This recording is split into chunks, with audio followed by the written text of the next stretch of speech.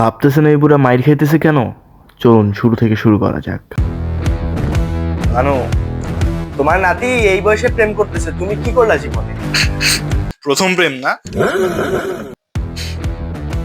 আমার তোর বয়সে থাকতে তোর মা পয়দা হয়েছিল।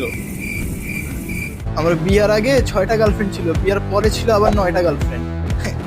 একটা গোপন কথা শুনবি? কি? এদিকে আয়। তোর আরেকটা নানিও ছিল। তুমি তো শেষ আজকে। নানি নানি তুই এমন হারামি করবো আমি ভাবি।